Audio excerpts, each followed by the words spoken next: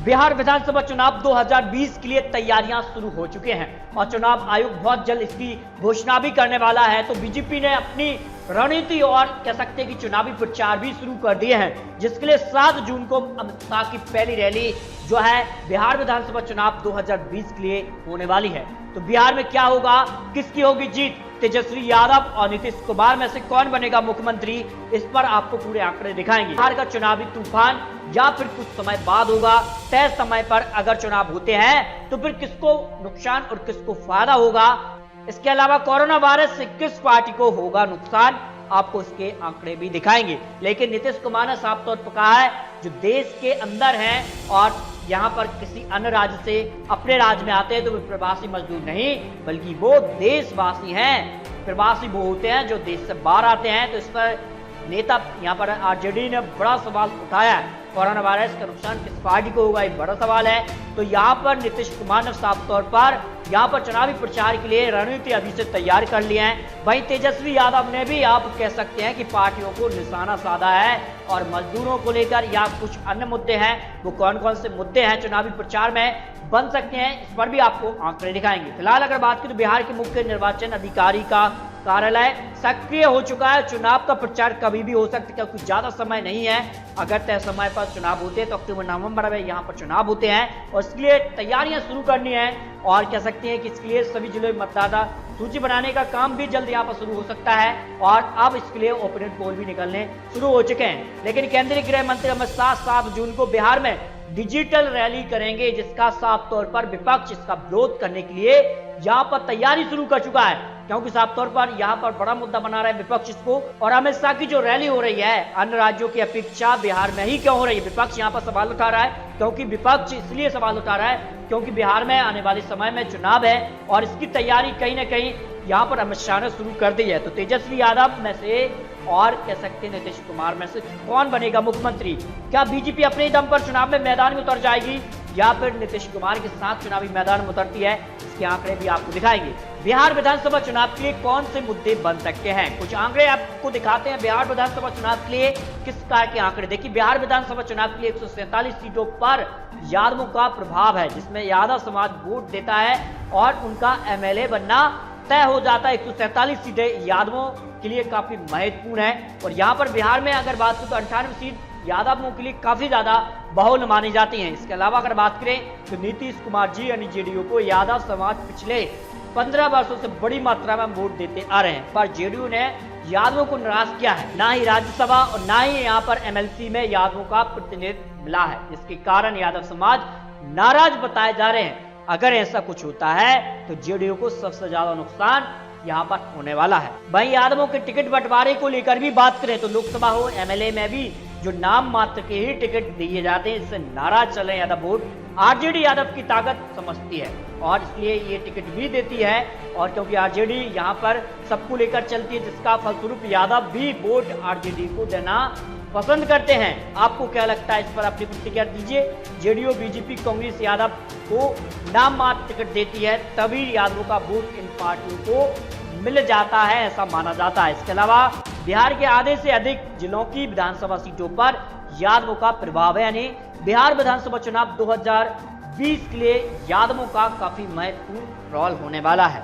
तो क्या यादवों का वोट यहाँ पर तेजस्वी यादव को जाएगा या फिर यहाँ पर नीतीश कुमार को जाएगा।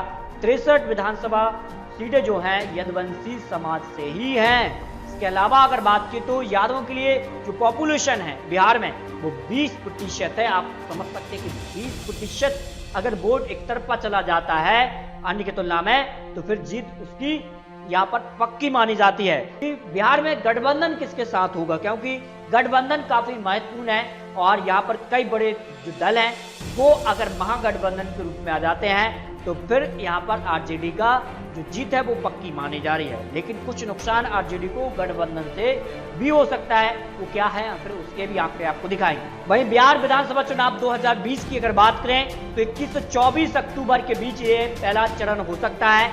प्रधान 6 चरणों में चुनाव होते हैं। पहले चरण में 47 सीटों पर यहाँ पर चुनाव हो सकता है, जो कि उत्तर पूर्वी बिहार में हो सकता है।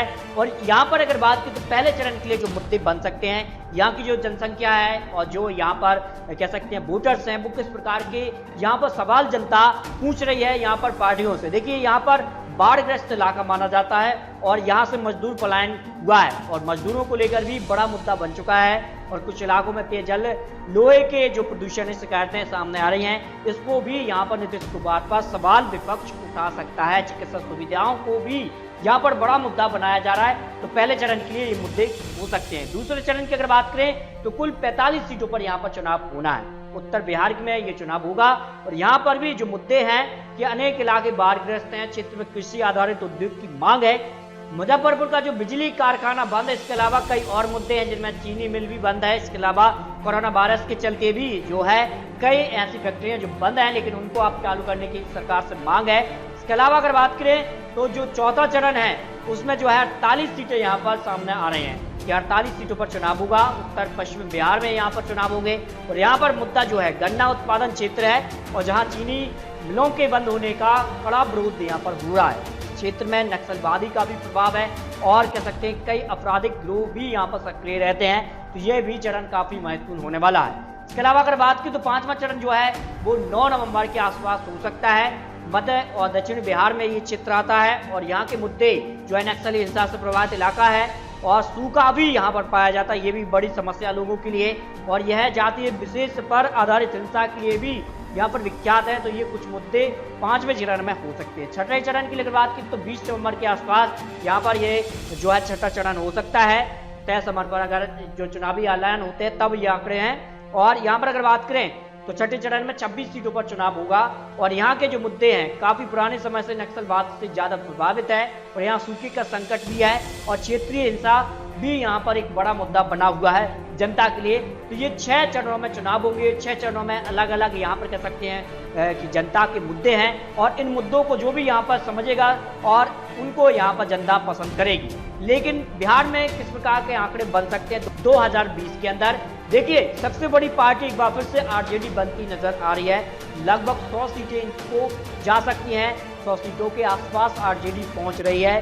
करेंगे बीजेपी की तो बीजेपी जो है 65 सीटों के आसपास यहाँ पर प्राप्त कर रही है। लेकिन गठबंधन की अगर बात की तो बीजेपी और यहाँ पर जेडीयू के बीच जो गठबंधन है उसके अन्य का समर्थन किस पार्टी को जाता है, क्योंकि कांग्रेस 10 सीटें और यहाँ पर आरजेडी जो है 100 सीटें, इनको मिला दिया जाए तो यहाँ पर जो गठबंधन है वो यहाँ पर बहुमत के आंकड़े तक नहीं पहुंच रहा है। लेकिन अन्य का समर्थन यहाँ पर मिलता है। तो आरजेडी, कांग्रेस और जो महागठबंधन की बात की जा रही है, ये महागठबंधन बिहार विधानसभा चुनाव 2020 में बहुमत का आंकड़ा पार कर सकते हैं। लेकिन काफी समय है और समय आने के बाद क्या कुछ आंकड़े बनते हैं बिहार विधानसभा चुनाव 2020 के लिए?